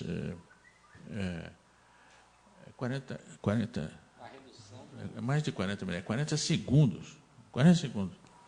Enfim, não tem peso nenhum o que está sendo feito. O porta do Ministério, ele gasta em juros em 40 segundos. Então, como que isso vai melhorar a situação econômica do país? É muito relativo, né? Muito relativo. Realmente não tem sentido. Mas existe, enfim, se criou um clima, não é? Você vai ter um aumento, o MP, que aliás o PT também era muito contra, então, o imposto sobre operações financeiras, CPMF. O CPMF é apresentado como um custo colossal, 0,3% dos cheques. Caiu para 0,2%. Só que agora vai ser operação de ida e de volta, então vai chegar a 0,4%. Então, é uma coisa terrível. O país vai entrar numa situação horrível, porque vai cobrar do setor financeiro, são operações financeiras, essa quantia, que, claro, para cada pessoa que use mais de R$1.000, com cheques de mais de R$1.000, então, pode ser algum problema, ter que pagar R$2, R$1 de juros. Mas para o banco que opera com bilhões e bilhões e bilhões, evidentemente, vai ser alguns bilhões. Eu não tenho o cálculo exato aqui, mas eu creio que estavam calculando em torno de uns 10 a 15 bilhões. Não, mais, por aí. 40 no caso, por causa de ser a dobra. Como agora vai ser dobrado, vai ser 0,4, então vai ser 40. Então, é mais ou menos isso. 40 milhões é um bom dinheiro. Né? Aí sim, é recurso. Então, os personagens principais dessa novela aí são os agentes públicos, os bancos e a mídia. Exato. Os três setores coluem aí para poder manter esse esquema. Porque Os bancários continuam reclamando, fazendo greve todo dia, e não é revertido para eles. os trabalhadores em geral... Mas os bancários, se o sistema bancário tem mais lucro, deveria ter algum tipo de reversão. Devia ter. Se houvesse um pouco de consciência política dessa problemática toda, tem gente trabalhando sobre isso há muito tempo, etc., não é? Com trabalhos excelentes. Sobre por exemplo, a nossa dívida, há trabalhos excelentes sobre a operação financeira do país, né? Que mostra realmente o gasto em pagamento de juros está em torno de metade do gasto público. Metade do que o Estado gasta é com juros, pagamento de juros. E isso realmente, se houvesse uma queda, como fez os Estados Unidos, a 0%, nós teríamos disponibilidade aí de mais quantias muito significativas para encaminhar problema de educação, problema de saúde, ciência e tecnologia, tudo que estava se projetando, inclusive, com uma ideia de que o pré-sal ia trazer mais recursos, etc. Tá bem, o pré-sal também aí ajudaria muito, mas, em primeiro lugar, se você teria que ter uma taxa de juros, por que pagar mais do que 0%? Se nós não temos dívida nenhuma, não temos excedente nenhum. Por que cortar o gasto educação, cortar o gasto de saúde, cortar todos os gastos do país e com isso, começar a ganhar respeitabilidade? Não é? Porque o argumento mais forte aí, não, isso é para ganhar respeitabilidade. Nós agora seremos respeitáveis, não é? Porque cortamos, não é, o gasto público máximo. Mas e se você aumentar o imposto para ter... Não, aí não fica respeitável. Por quê? Bom, porque aí as empresas não vão querer, porque vão pagar mais imposto, etc, etc. Não é? Mas você vê, por exemplo, no petróleo, então vamos cobrar uns 8 ou 10% de royalty, mais ou menos. No final, até é uma cobrança mais alta do que tem a América Latina em geral. A América Latina em geral, a renda do setor de mineiro está em torno de, por exemplo, Peru é 4%, mas o Peru está todo entregue já. Todo, uma coisa impressionante. Mas alguns países chegam a 6%, 8%, 10%, 12%. Quanto cobra os Estados Unidos? Pelo uso do subsolo para retirar minério. 34%. Agora, a empresa, claro que a empresa americana vai preferir tirar daqui, porque, entre outras coisas, há interesse do Estado americano de diminuir o consumo dessa matéria-prima para guardá-las para uma etapa posterior. Você tira do mundo inteiro, e não você vai entregar sua matéria, né? Vai entregar seus minérios, seus instrumentos básicos de sobrevivência da humanidade. Não. Não é? Então, se vai entrar, então tem que pagar um imposto à altura. Não é um imposto, é uma renda da terra, é uma renda mineira. É uma renda a qual o Estado tem direito para o seu dono da terra. Aqui, 0,2% do setor financeiro provoca essa onda. E o pior, pessoas que nunca vão ter mil reais para trocar, nunca vão pagar um pouquinho desses juros, estão desesperadas. Esse é um outro fenômeno impressionante. Controle de opinião. E esse nível de controle de opinião é um trabalho feito pela imprensa. Né? E agora, usando os vários meios de comunicação, inclusive a parte de, digamos, de ficção. Tudo isso também faz parte das novelas, fazem clima, não é? Para que essas situações se fortaleçam e as pessoas vão sendo levadas a essas atitudes que são absolutamente, aparentemente irracionais, Não dá para explicar.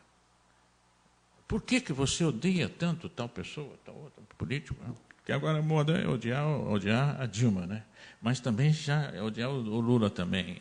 E, antigamente, no meu caso, pertencia ao PDT, a Brizola, por exemplo. Era uma coisa horrível. Uma senhora, eu cheguei uma vez em Brasília, um expediente no ministério, uma senhora muito elegante, com roupas e muitas joias e tal, era a secretária.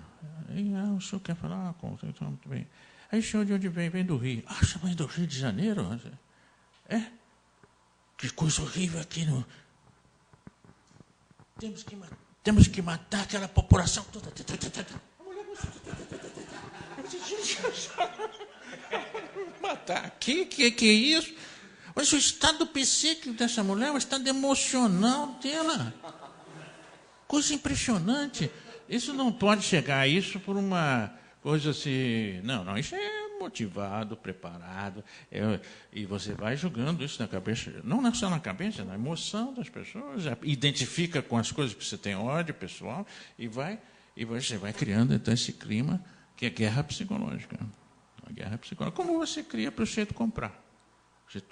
Você cria isso no mundo do marketing, né? Você obriga uma criança, hoje, já que as crianças estão sob forte domínio disso, vai comprar o tênis tal? Não, eu só dessa marca. Não, mas não, a marca é essa. Mas por que a marca que você... Não, tem que ser. E se der outro, desespero e tal. Porque não tem a marca que é a marca que todo o aparato, né, de comunicação está fazendo a pessoa preferir. Naquilo ela está julgando muito status, uma série de coisas, status diante dos colegas, etc. Eu sou inferior, porque eu uso um tênis inferior, eu sou inferior, evidentemente. Né? O que você tem é que determina a sua qualidade. Então, é uma coisa muito forte. Isso é um instrumental desenvolvido desde a década de 20, 30. O behaviorismo trabalhou muito isso, a psicologia, e é instrumento psicológico muito bem desenvolvido hoje. Bom, daí a gente já tem bastante coisa para debater. Bom, quer concluir? Então, agradecer aqui a exposição do professor Teotônio, e nós vamos abrir perguntas que a plateia queira fazer, nossos jornalistas e futuros jornalistas e não jornalistas. Quem quer ser o primeiro aí?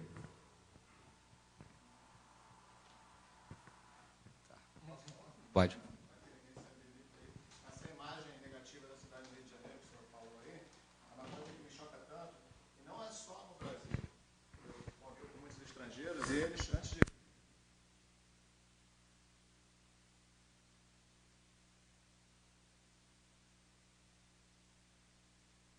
andar nas ruas do Rio de Janeiro sem ser assaltado.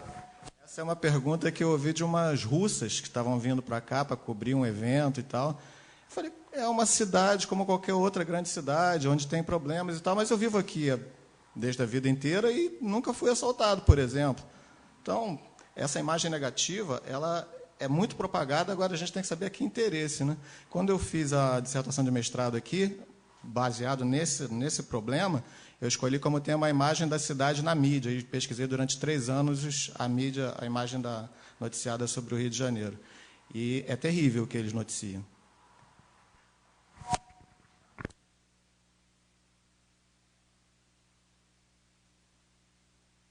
Isso tem que ver muito com o jogo político, né? Porque a política não tinha esse controle desses instrumentos psicológicos, era muito mais usado para a parte comercial.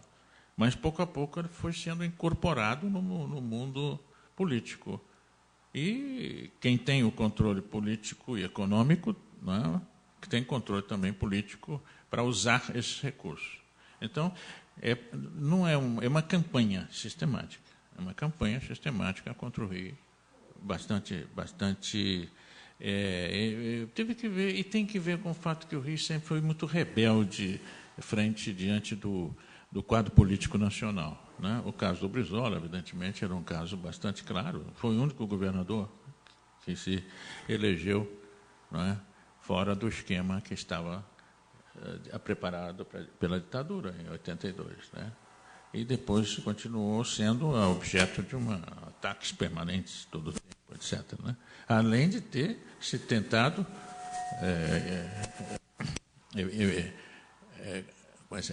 ganhar a eleição à força, né? Porque tinha todo um mecanismo para transferir os votos e ia se ganhar a eleição pela direita. Mas o Brizola denunciou, foi para a questão do Proconsult, né? E, bom, conseguiu ficar. Mas já ali você via que, digamos, a conspiração era muito grande. E foi bastante grande, vários momentos posteriores também. Essa é a campanha. Vou fazer uma pergunta. Vou levantar uma hipótese que eu gostaria que você comentasse. Nos últimos 12 meses, o setor público, que inclui não só o governo central, como estados, municípios, empresas estatais, gastou 500 bilhões de reais em pagamento de juros. Esse número ele representa mais do que o dobro do orçamento da educação e da saúde somadas.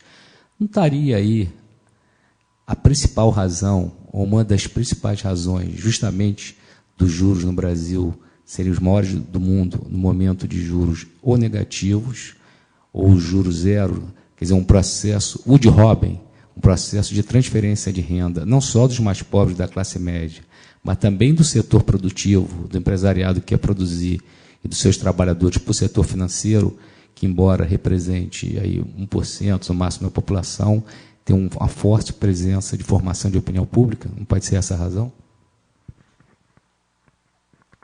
Claro que sim. Né? E aí, até o Stiglitz e o Krugman estão dizendo isso com responsabilidade Prêmio Nobel e de fazer palestra nesses setores, inclusive, portanto, estão arriscando parte da sua presença mundial e estão dizendo abertamente. Né? Então, realmente, quer dizer, isso já tem uma consciência no mundo clara nesse sentido. Já tem uma consciência, mas é um recuo, um medo de enfrentar. Né? E há um controle de opinião pública, não absoluto, né? Porque, por exemplo, você vê que a ofensiva que houve nos últimos 4 anos, por exemplo, eleitoral na região, foi muito grande. E não se ganhou, quer dizer, os candidatos apoiados pela grande imprensa mundial perderam a eleição. Né? Então, o controle existe, mas também ele tem um certo limite. Né? É preciso criar mecanismos de interesses comuns para também. Por exemplo, o setor produtivo, na verdade, a solução para eles qual foi? Criar bancos das empresas e criar instrumentos de que eles, do setor produtivo, entre, ou comercial, porque os comércios se converteram em grande também criadores de dívidas, de pagamentos a longo prazo, etc.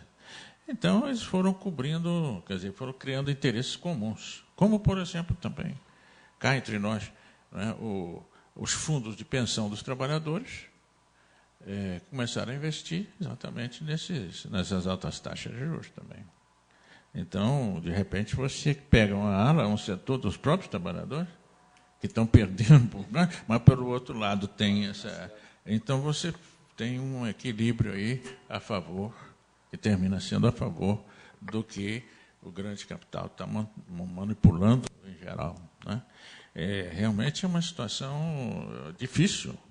Né? Você vê o caso da Europa. A Grécia, você chega a uma situação em que a opinião pública grega se manifesta claramente 2 vezes eleitoralmente, e chega na hora, o chefe que conduziu esse processo recua. Quantas ameaças houve? Porque esse pessoal, vamos dizer assim, não aparece muito no cinema e tal, a parte, vamos dizer, mafiosa deles. Mas eles são máfia. Se você for muito longe, pode esperar uma resposta mais dura, mais violenta. Eu sei de casos, né, de gente que não quis cooperar com eles e que foi ameaçado de morte. E simplesmente voltaram atrás. Não, alguns não voltaram atrás, mas perderam. Passaram a ter um papel menor e tal, para não estar exposto a uma resposta desse tipo. Não. E são muitos os casos. Né? Nós sabemos de várias operações, inclusive no plano político, né? De aviões que caem, acidentes, situações de câncer, inclusive, infiltrado nas pessoas e tal, porque isso existe toda uma ala da CIA que trabalha só nisso, né? Da DIA também, e da Inglaterra também, o Israel também, o grupo... São fantásticos nisso, né? São especialistas nisso aí, especialistas nisso. Então, realmente é uma luta feroz. Parece assim bonitinho, a gente falando, fica engraçadinho e tal, mas, na verdade, o negócio é brincadeira, não. O negócio é sério. O negócio é sério. E, por isso mesmo, né, muita busca de formas de conciliar o problema, de não ficar claro e tal. O Veríssimo agora, por exemplo, tem feito excelentes denúncias de situações que estão... Ele sempre fez, né, um jeito muito honesto, muito sério. Então, ele está se arriscando. E quando cito o Stiglitz e o Krugman, eles estão se arriscando, porque eles estão com um prestígio muito grande, dado pela imprensa mundial, e usa esse prestígio contra a chefia do sistema. Evidentemente que você não consegue romper com isso, né? Então, um prêmio Nobel é um investimento colossal. Nós criamos, a Associação Mundial de Economia Política criou um prêmio Nobel de esquerda. Eu ganhei o prêmio Nobel em 2013. Não tem impacto nenhum em lugar nenhum, mas pretende ser o prêmio Nobel de esquerda, é o Prêmio Mundial de Economia Marxiana, inclusive, eles puseram esse nome. E não entra, não aparece. Mas prêmio Nobel, eu cito que fez uma demonstração. Porque o problema, digamos, o Stiglitz, por exemplo, por que ele ganhou o prêmio Nobel? Por causa das grandes colocações de macro? Não, por causa da relação que ele fez entre comunicação e monopólio, né? Como é que chama? Desvio de mercado, etc. Monopólio, eles chamam assim.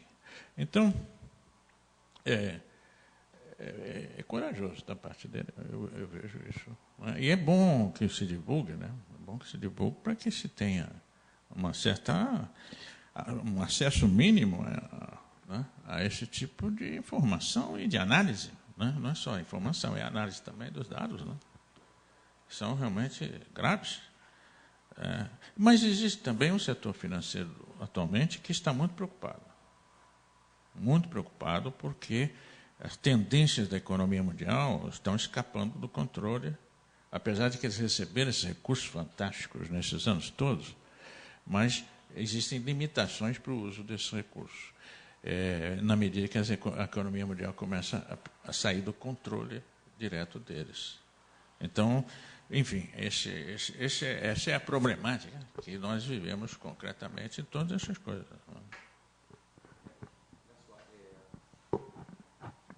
Fazer um apelo, os alunos têm que fazer pelo menos uma pergunta. Eu queria fazer a sequência de perguntas, e aí o professor Teotônio responde a todas elas. Ele pediu para fazer uma...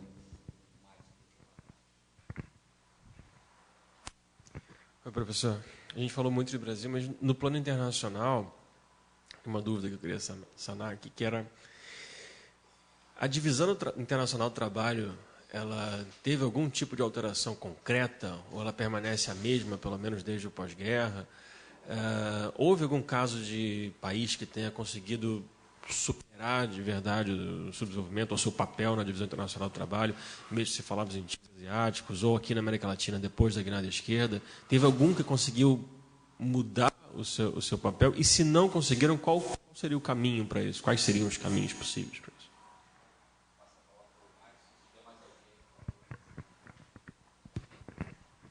Bom dia, eu vou fazer 2 perguntas. O senhor fala em reserva de dólar aqui no Brasil, em torno de 350 bilhões atualmente. Eu gostaria de saber que implicações essa reserva exerce sobre a economia brasileira e se essa reserva serviria para o pagamento da dívida pública. E a segunda pergunta é qual seria a alternativa à política de ajuste fiscal implementada pelo governo presidencial atualmente.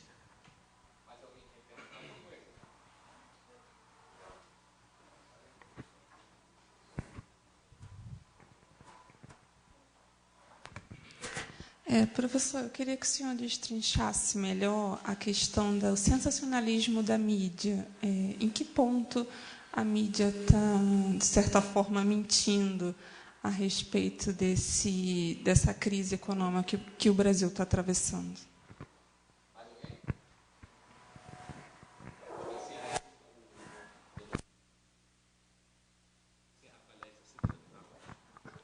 Bom, vamos começar pelo fim, né?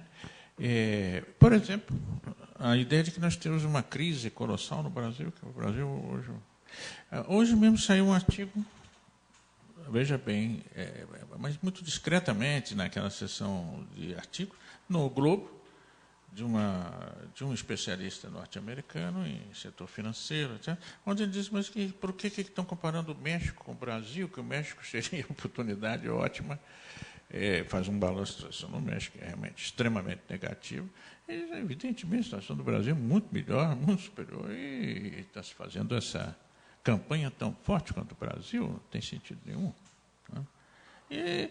E se você disser, se você for no programa, vamos dizer, Globo News, que é um pouco mais sofisticada, e você disser que não há uma crise grave, você perderá o uso da palavra rapidamente. Rapidamente. Não vai poder explicar, né? Não tem. O que se diz todo dia, toda hora, todo tempo, que estamos diante de uma crise que não tem jeito, uma coisa terrível, realmente, o que está acontecendo no país. Então, no caso dele, no seu também, que você colocou, a nossa dívida aumentou muito, realmente, por causa desses títulos que são lançados no mercado para pagar juro alto. Se nós baixássemos a taxa de juros, né,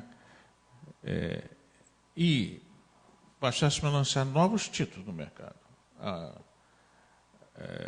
ao custo, com o valor dessa nova taxa de juros, a zero, digamos, como está nos Estados Unidos, ou como nós tínhamos, veja bem, como são as coisas engraçadas. Nós tínhamos um mecanismo de fixação de dívida, de taxa de juros. Esse mecanismo partia, vejam bem, da taxa de juros existente nos centros, basicamente ou em Washington, ou nos Estados Unidos, ou em Londres, né? E a partir dela se somava as dificuldades do país e também as dificuldades de atrair para o país por causa de ser um país que não tinha reconhecimento internacional, etc, etc, etc. Né? Pois bem, os Estados Unidos baixou de 6% para 0% a taxa de juros, nós aumentamos. Nesse momento nós estávamos 16, 18, apresentamos para 18, 20. Quer dizer, você cria um mecanismo, em nome dele você toma uma série de decisões, mas se a decisão não é o que você quer, ele desaparece. O mecanismo desaparece. Ninguém. Ou seja,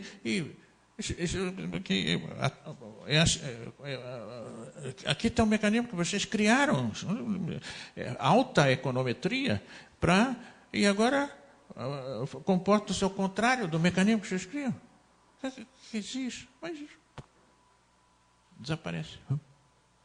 Esse é o mesmo problema Nós não temos uma dívida, nós temos uma falsa dívida que foi criada para criar pagamento de juros, para pagar juros, para transferir recursos para o setor financeiro.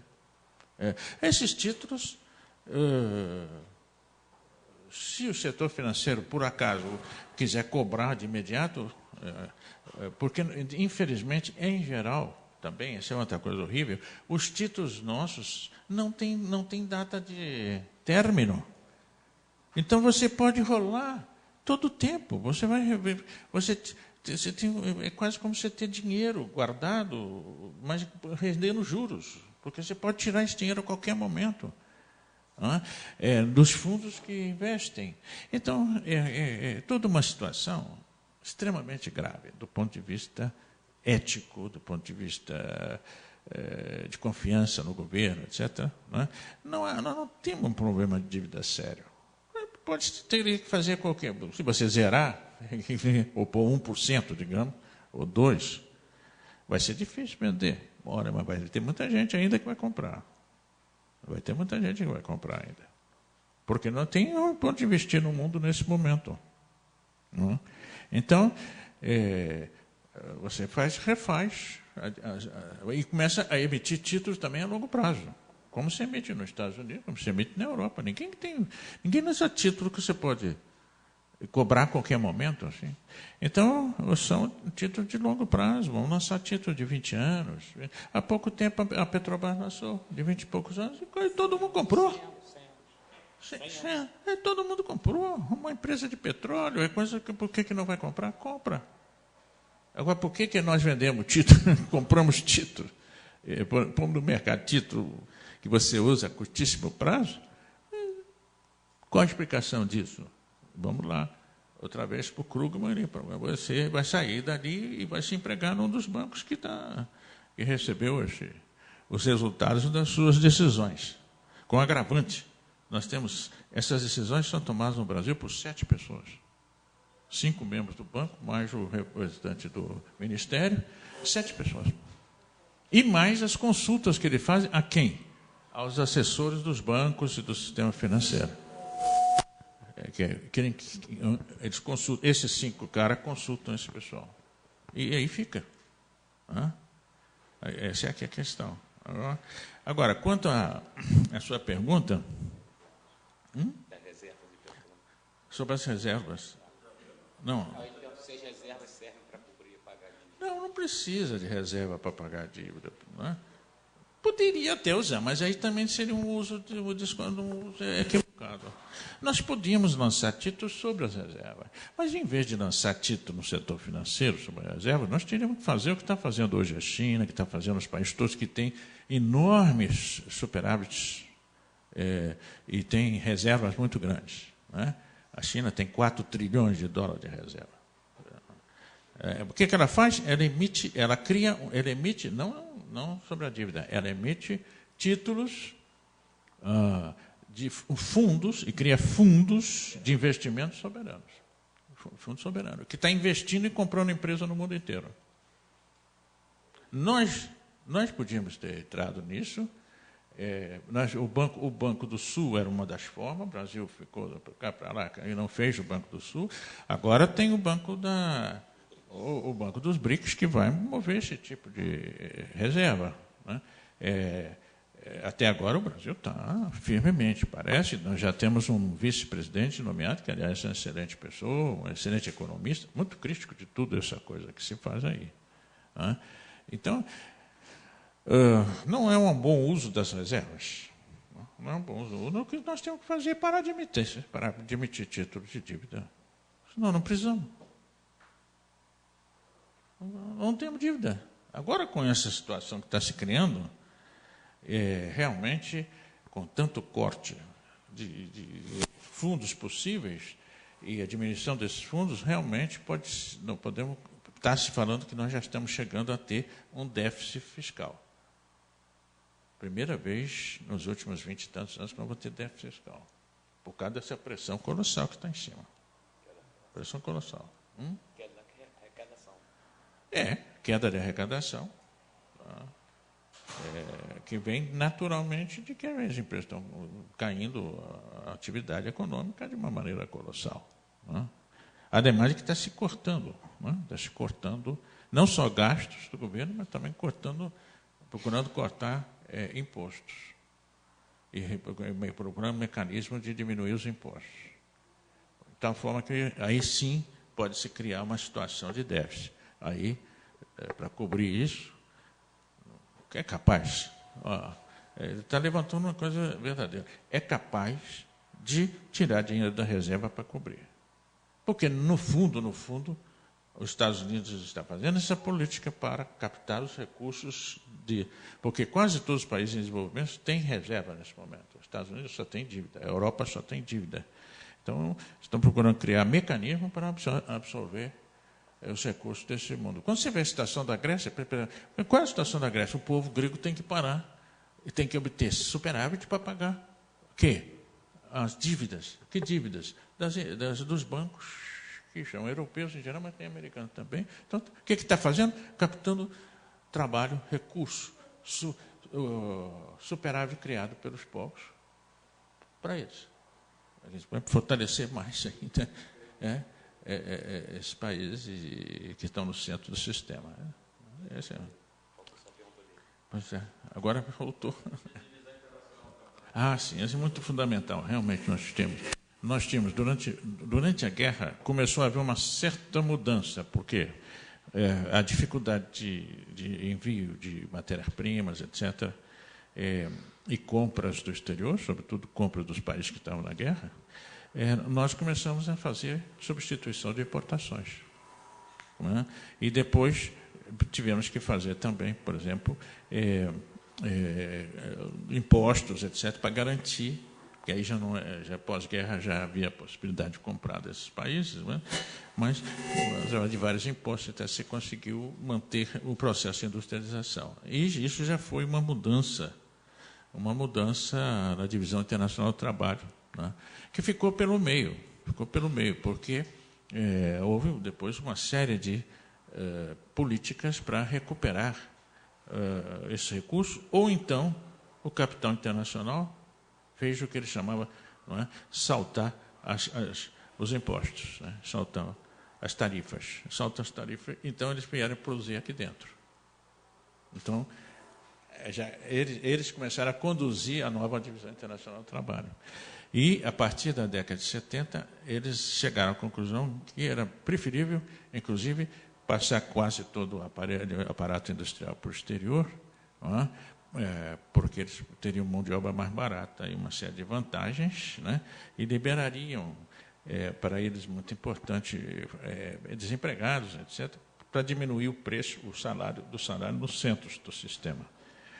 Para vocês terem ideia, na década de 70, 60, antes de começar essa ofensiva tão forte, os salários representavam cerca de 68% e até 70% chegaram a representar da renda nacional dos Estados Unidos.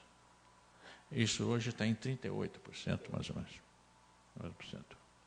Foi baixado o salário.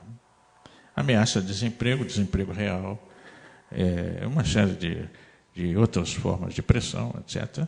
Destruição dos sindicatos, etc. Muita repressão. Então, conseguiu se baixar. E, com isso, esse dinheiro está na mão de uma classe média alta, que tem renda diferenciada de salário, e desse pequeno grupo, desse 1%, contra o qual se está mobilizando a opinião pública no mundo, e nos Estados Unidos em particular. Não é? Então, mas como eles conseguiram controlar muito, não é, os investimentos,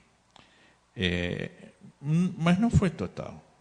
Por exemplo, o Japão aparece como consolidando uma economia própria de grande força. A Europa se recupera totalmente, e com isso vários países europeus passam a ser grandes centros industriais, etc. Então, a indústria começou a ser muito mais difundida mundialmente, é verdade, mas não tão sob o controle das multinacionais como eles esperavam, como eles pretendiam, mas com um forte controle deles. Até que o processo asiático foi crescendo e houve o acordo com a China, para dividir a China da União Soviética, e com esse acordo abriu-se o mercado americano para a China. E a China não é um país qualquer. A China foi o centro da economia mundial até o século XVIII. A grande economia que existia no século XVIII, que era a Rota da Seda, tinha o seu centro na China. Ela decaiu, não conseguiu entrar no processo de industrialização, mas no momento que se abriu uma oportunidade para ela entrar, ela entrou. Ela entrou massivamente com seu mercado interno colossal, inclusive fechando a entrada do capital estrangeiro para o seu mercado interno, o capital estrangeiro, para poder entrar no mercado interno, que é interesse de todos, evidentemente, o mercado de 1 bilhão e 300 milhões de gente, para entrar, você tinha que fazer uma série de concessões, entre outras, alguma sociedade como a empresa chinesa. Então, isso foi permitindo então, à China de apossar-se de grande parte do processo industrial. E, com isso, a China conseguiu, há uns 15, 20 anos atrás, começar a ser o maior centro industrial do mundo. E já há uns 15 anos, a maior exportadora industrial do mundo. E de 15 anos para cá, a ponta da tecnologia no mundo. Os chineses agora estão manejando realmente uma nova fase da industrialização, que é a chamada terceira revolução industrial, que é o processo de automação, vai se substituir trabalhador por máquina, e, nesse momento, robotização. A robotização que levou a automação a um nível altíssimo. Né? Nesse momento, grande parte das fábricas chinesas já estão altamente robotizadas. É um processo que o Japão tinha começado na década de 70, 80. Na década de 90, Estados Unidos e a Europa também entraram. E aí, nesse período, 2000 para cá, 2000 e tanto, quem está assumindo a liderança agora são os chineses. Isso reorienta toda a economia mundial, né? E nós passamos por uma etapa cujo desdobramento está em marcha ainda, né?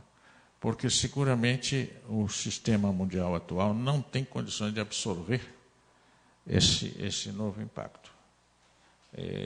Competição com a China quase impossível vai ser. Já está sendo, cada vez vai ser mais. Né? E, mais uma coisa, a China se aliou com a Ásia, que é toda uma região que está hoje organizada em função de uma nova divisão internacional do trabalho. Há mais de 20 anos, 20 e tantos anos, que as direções, os ministros de economia da Ásia estão se reunindo para organizar a economia asiática toda, tendo a China como centro. Uma briga com o Japão aí, mas o Japão já sabe que ele não pode competir, vai ter que ficar. O segundo lugar já é bom para ele. O segundo dos Estados Unidos, o segundo da China vai ser ótimo também para ele. Só que eles antes tinham conquistado a China, assim, que eles acham que isso é rebaixar, mas tem que ser. E daí, então, a partir desse momento, já criaram um banco, que é o Banco Asiático, Sudeste, Ásia-Pacífico, mas é da Ásia toda, e abriu, inclusive, para os europeus. 24 países europeus entraram no banco. E esse agora é um banco muito maior que o FMI, que o Banco Mundial, que vai reorientar a economia mundial em torno dessa nova base, né, da economia mundial.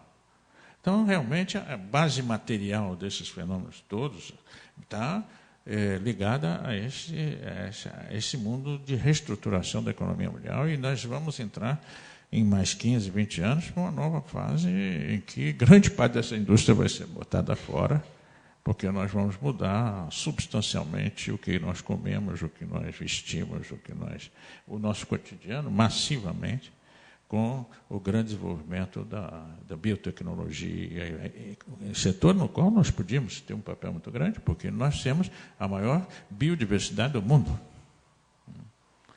Estamos aqui num momento muito crucial. Se entregamos essa biodiversidade para o grande capital internacional, não temos nenhum futuro. Não temos nenhum futuro. Se nós dirigirmos isso, podemos ter realmente um papel muito substancial no mundo. No Banco do BRICS, nós vamos ser vice-presidentes. No Fundo Monetário Internacional, nós nunca tivemos nenhuma função. Então, nós encerramos aqui a palestra do professor Teotônio, agradecendo a presença dele mais uma vez.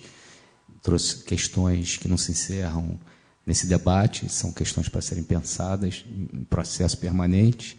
E os que são meus alunos, a entrega ou da matéria ou do resumo da palestra será feito daqui a 2 semanas, porque dia 12 é feriado.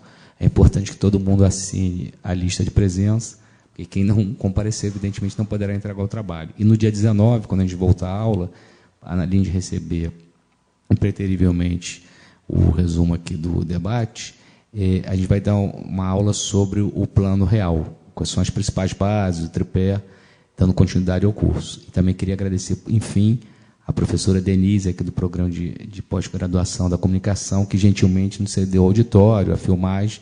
Isso vai ser colocado na internet. Tá bom? Obrigado a todos.